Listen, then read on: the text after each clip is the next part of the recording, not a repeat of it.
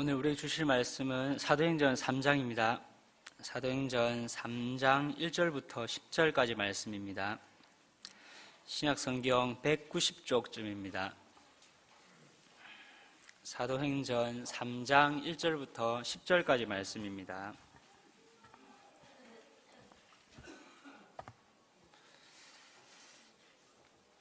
저부터 한 절씩 읽고 마지막 절 함께 읽겠습니다.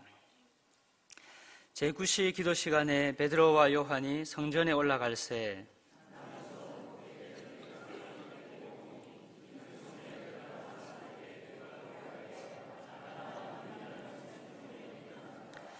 그가 베드로와 요한이 성전에 들어가려 함을 보고 구걸하거늘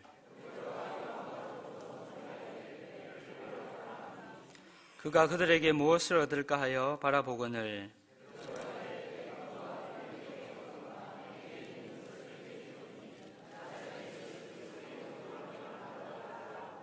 오른손을 잡아 일으키니 발과 발목이 곧 힘을 얻고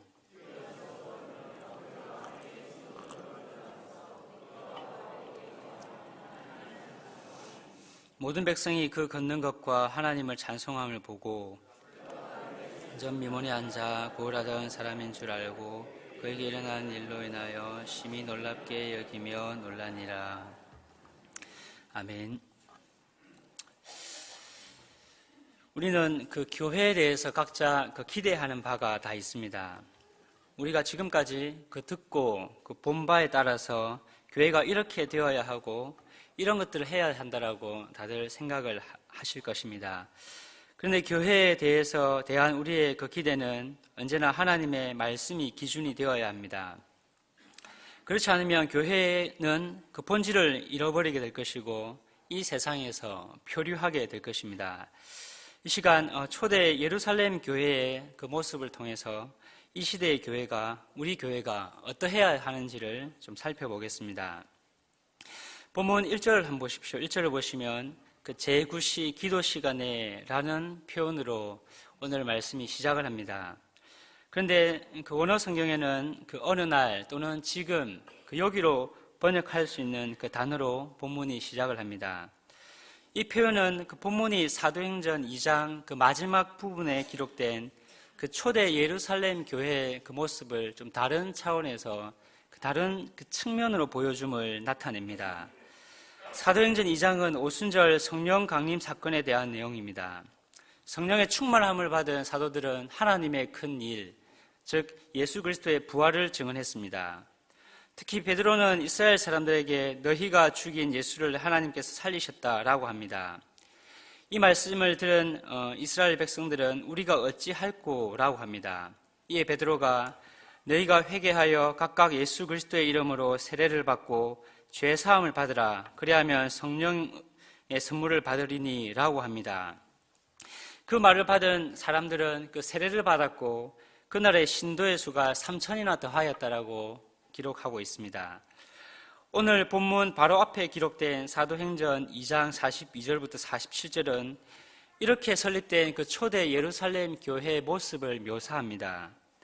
42절을 한번 보십시오. 42절을 보시면 초대 예루살렘 교회는 사도들의 가르침을 받는 것과 떡을 떼므로 서로 교제하는 것과 기도하는 것, 이 세 가지에 전념했다라고 합니다. 그리고 43절부터 47절을 보시면 그 초대 예루살렘 교회는 자기의 재산과 소유를 나눔으로 교회 안에 핍절하는 자가 없도록 했다라고 그렇게 기록을 하고 있습니다.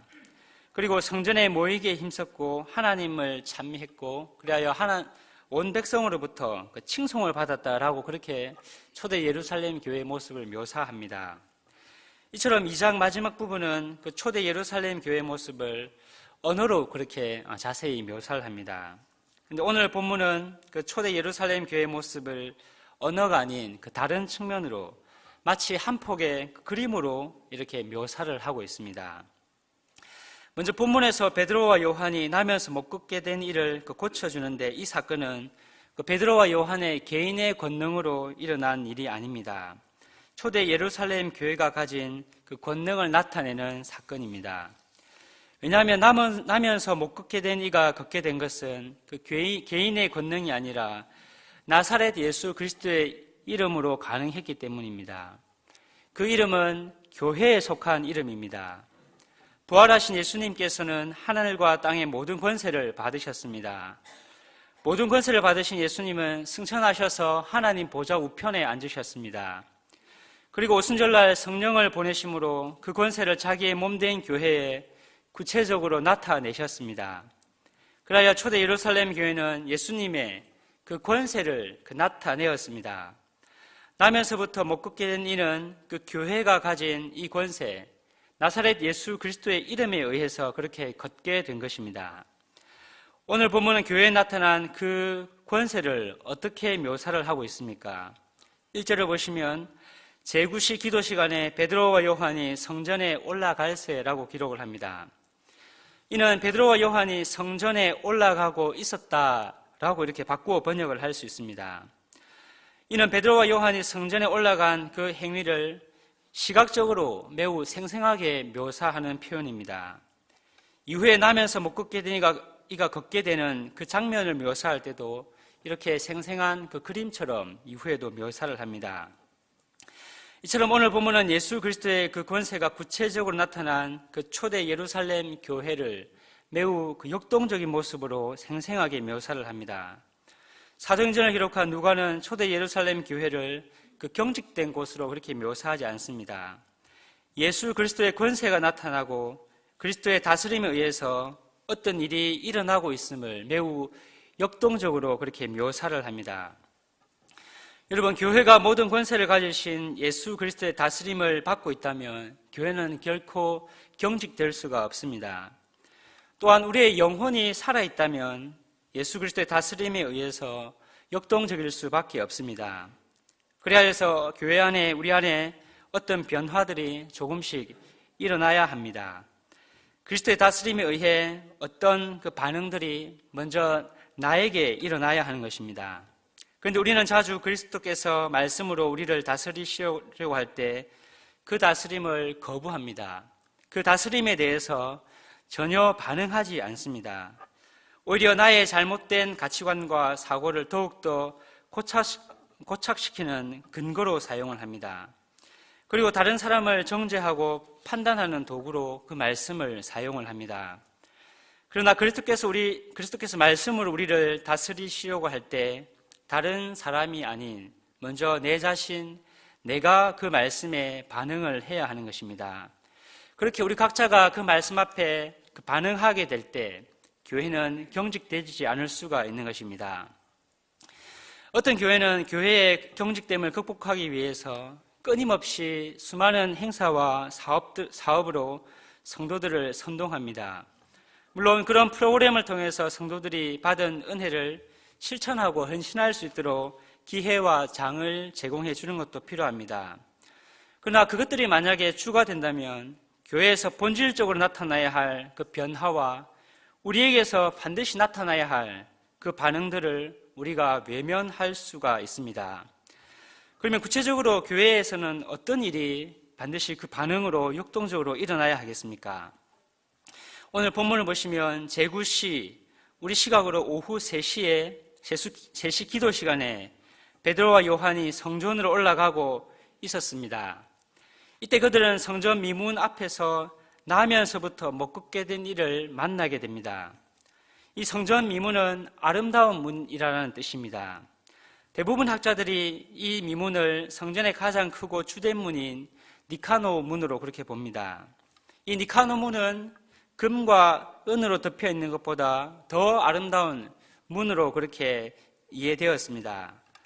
사람들은 나면서부터 못 걷게 된 일을 이 미문 앞에 두어서 구걸을 하여 생계를 유지할 수 있도록 도왔습니다.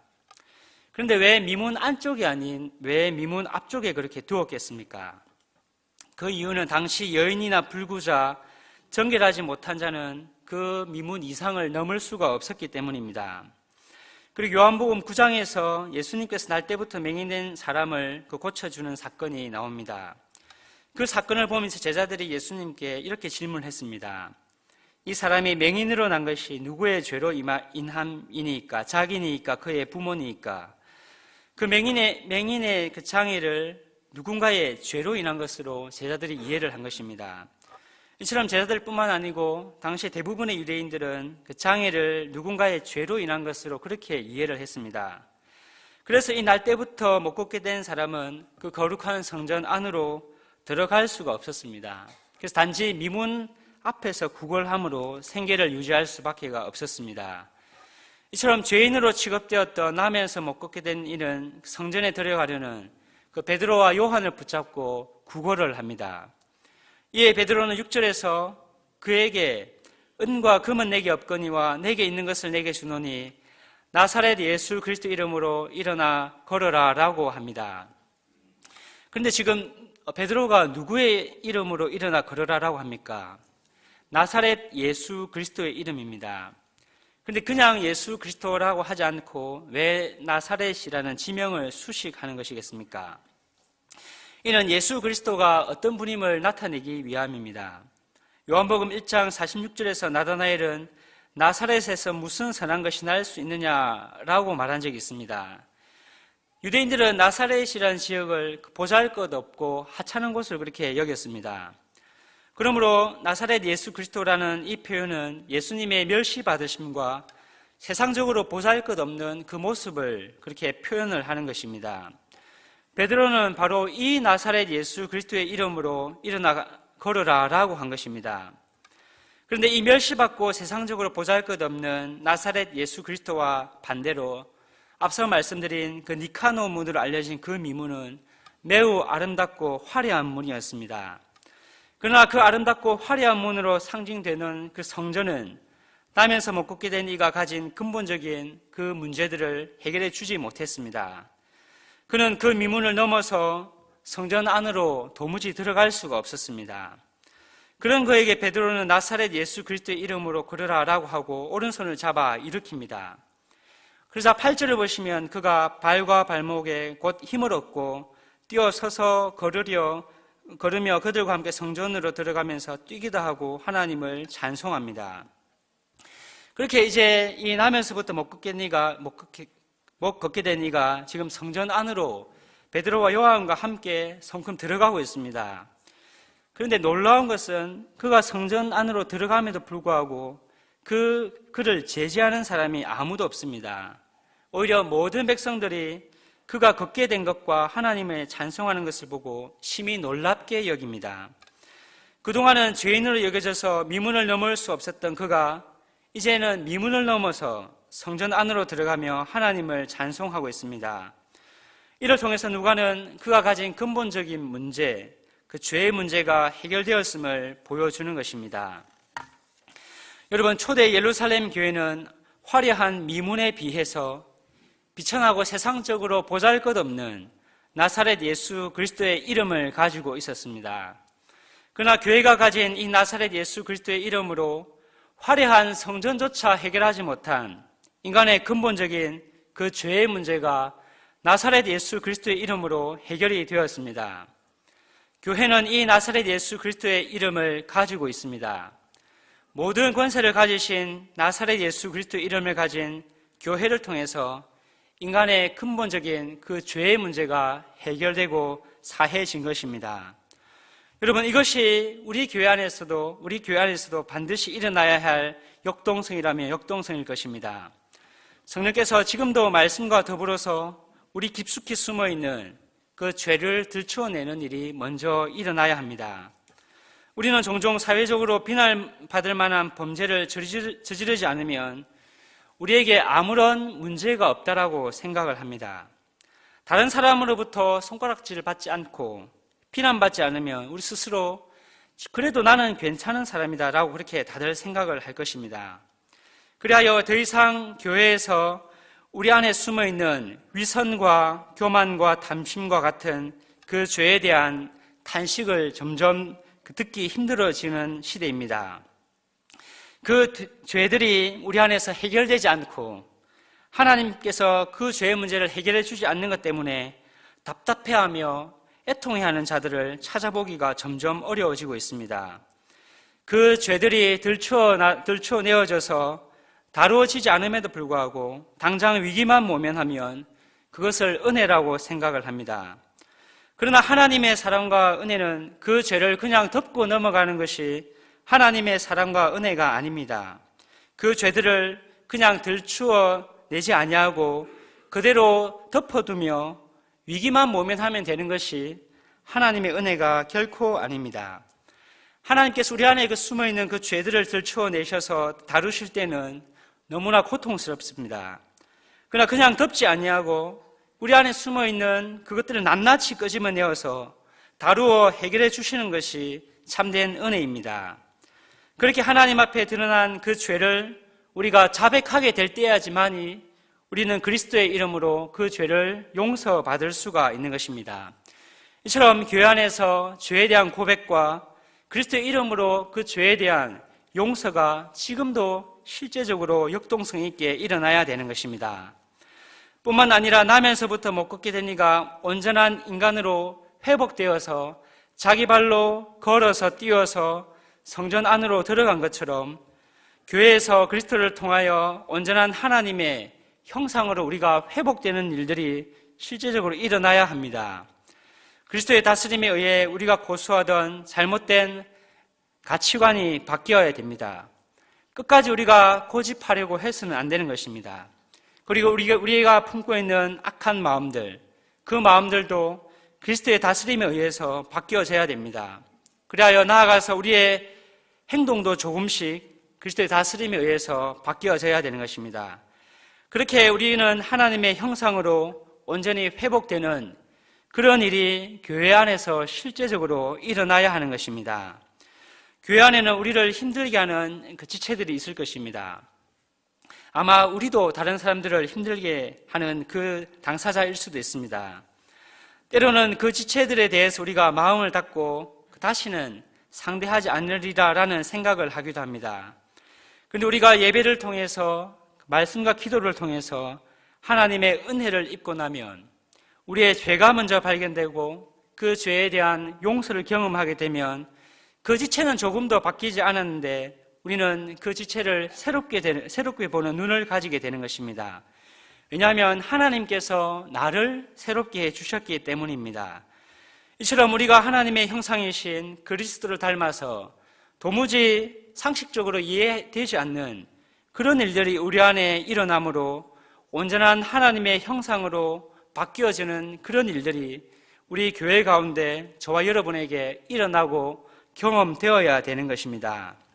이제 말씀을 맺겠습니다. 교회가 수많은 행사와 사업들을 한다 할지라도 우리 안에 숨어있는 죄가 자백되지 않으면 의미가 없을 수 있습니다. 우리가 그리하여 죄 용서의 은혜를 누리고 복음에 약통케 하는 그 능력으로 말미암아서 지금까지 우리가 고수했던 우리의 가치관과 우리의 악한 마음과 변하지 않는 우리의 행동들이 조금씩 변화되는 일이 일어나지 않으면 그 모든 것은 의미가 없을 수 있습니다. 다른 것은 몰라도 우리 교회에서 하나님 앞에 죄가 자백되고 그리하여 그리스도 이름으로 그 죄가 용서함을 받고 그리하여 우리가 온전한 하나님의 형상으로 회복되는 일이 우리 가운데 일어나기를 바랍니다. 이는 결코 이론이 아닙니다. 우리 안에 실제적으로 경험되어야 되며 일어나야 하는, 교회에서 반드시 일어나야 하는 사건입니다. 이 사건들이 우리 가운데 일어남으로 말미암아서 복음의 능력과 교회를 통해서 복 주시는 그 하나님의 은혜를 경험하는 저와 여러분 되시기를 간절히 바랍니다. 제가 한번 기도하겠습니다.